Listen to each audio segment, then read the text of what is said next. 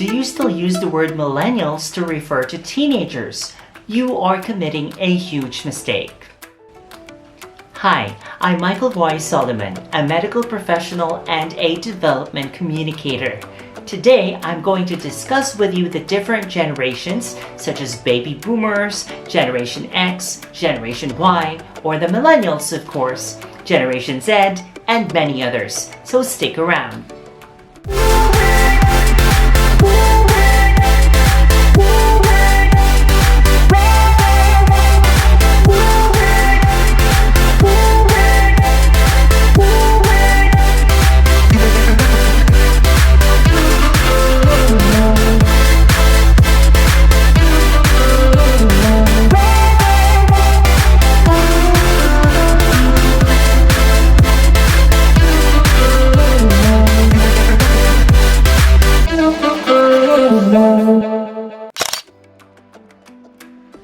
The classification or groupings of different generations could go as far back as the late 1800s. Well, there's really no particular number of years in terms of how these groups are clustered, but usually it's around 10 to 15 years per category. So what I'm going to share with you are just estimates. First on the list are people that belong to the lost generation. These are people born from around 1890 to 1915. So if they are still alive today, year 2021, they would probably be around 106 to 131 years old. They came of age during World War I, and a lot of them became disoriented and directionless during the post-war period, thus the term lost generation. Next are people that belong to the Interbellum Generation. Interbellum, meaning between wars, World War I and World War II. These people were born from around 1901 to 1913, so basically they are still within the lost generation bracket, but they are specifically around 108 to 120 years old if they are still alive at this time. But during the interbellum period, they were too young to fight in World War I and too old to fight during World War II. Got it? Okay. Now, for those who were born from around 1910 to 1924, they are considered as part of the greatest generation. Well, a lot of people would probably argue that they are not really the greatest set of people there is, but the term was actually coined by iconic TV broadcaster Tom Brokaw, who claimed that the people from this generation are the greatest because they fought for what was right rather than for something that was just self-serving. And a lot of them really fought during World War II. Now, these people are around 97 to 111 years old if they are still alive today, and if they did fight for the privileges that we are experiencing today, then we can't thank them enough for their service. Moving on to the next set of people, these folks are born from around 1925 to 1945, and my dad is part of this generation. So these people are like 76 to 96 years old, and they are known as the silent generation.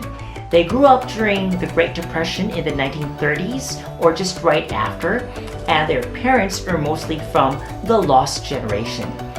They experience a lot of hardships, and that's probably the reason why they are not really that loud as compared to the latter generations. And they are really such a resilient and frugal set of individuals that deserve great respect. Okay, so that's my dad. What about my mom? Well, she's a part of this next interesting set of people called baby boomers, or people born from around 1946 to 1964. And they earned this name because they were born after World War II and the Great Depression.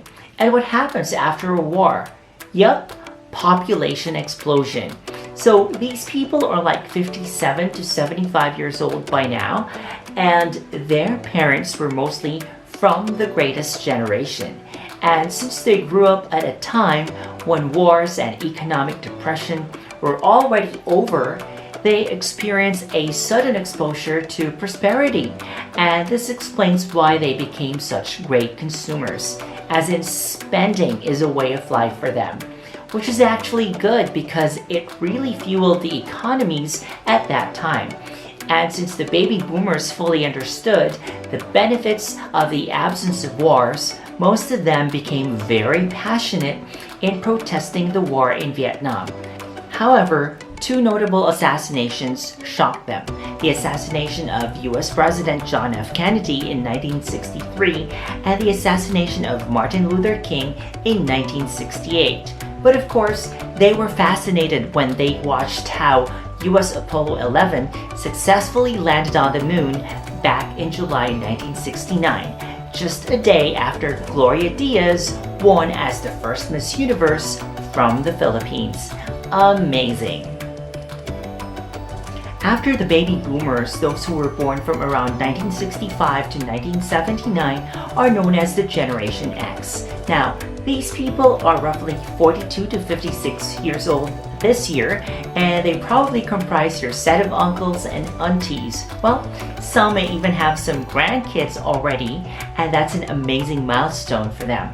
Now, an important detail to remember is that Gen X are also called Gen Bust because their birth rate was a lot lower compared to the preceding baby boomers. In terms of global events, they had to deal with gas shortages and soaring gold prices. But in terms of fun, they were the first ones to enjoy a lot of MTV and the rise of disco. Alright, now before I move on to the Generation Y, aka Millennials, I'd like to point out that there's a middle category or an overlap between Generation X and Generation Y, and these people are called the Xennials. They are born from around 1975 to 1985, and they are like 36 to 46 years old this year. So basically, older Xennials are Gen X, and younger Xennials are Millennials. Fair enough? But if there's anything remarkable about Xennials, it's the one pointed out by Australian sociologist Dan Widman, and I quote, "The theory goes that the Xennials dated and often formed ongoing relationships pre-social media, and they usually weren't on Tinder or Grindr for their first go at dating at least. They called up their friends and the person they wanted to ask out on a landline phone, hoping that it wasn't their intended date's parent who picked up." Okay, now let's talk about the Millennials. It's funny because a lot of people still think that Millennials is an alternative term for teenagers, but the youngest Millennials now are like 27 something because Millennials were born from around 1980 to 1994, so they are roughly 27 to 41 years old this year. Shout out to all the 80s and 90s kids out there, like me. Yeah, I'm a Millennial. So Millennials are mostly very lucky because we grew up at the advent of computers and the internet. However, in terms of career progression, there are a lot of setbacks. There's the 9/11 attack on the World Trade Center, which impacted not only the economy, but also a lot of anti-terrorism policies worldwide. There's the Great Recession from December 2008 to June 2009 that stemmed from the subprime mortgage crisis, thereby causing a global financial crisis. And there's the COVID-19 recession, which we are currently dealing with. So career-wise, the Millennials experience a lot of blows. But we are resilient people and creative enough to stay afloat because of the non-virtual bond that we have developed with our social and support circles over the years. Alright, the next category is for people born from around 1995 to 2012, and they are called Generation Z or iGen, short for iGeneration. These people are like 9 to 26 years old, and they are basically your teenagers and entry-level professionals within this decade. Imagine how time flies. Okay, so basically these iGeners, perhaps due to their extensive exposure to various media platforms, are expected to be more tolerant of others, such as in terms of different cultures, sexual orientations, races, beliefs, and values. And they are also more careful in terms of risk risk-taking behavior. They have a very good understanding of the consequences of the likes of substance abuse, early pregnancy, and irresponsible driving. In other words, they are a bunch of responsible people, quite idealistic in relation to their worldviews. So they are not so much into paying attention to authority figures such as religious leaders and politicians. However, on the downside, since they are more drawn to themselves, as evidenced by the amount of time that they spend on their gadgets and smartphones, they are more vulnerable to mental health issues, mostly secondary to feelings of worthlessness and insecurity from social media presence, because most of them really grew up in a more pampered and protected environment. And it's as if they were really assisted by the adults or the available technology in every milestone of their existence. Last on our list is Gen Alpha, or the Alpha Generation, and these are for people born from around 2013 to 2025. So yeah, they're still too young, roughly 0 to 8 years old this year, and they're definitely bound to shade the iGeners in about 5 to 10 years from now. Mark my words. So there you have it, folks. I hope you learned something today. This has been Michael Roy Solomon. See you again next time.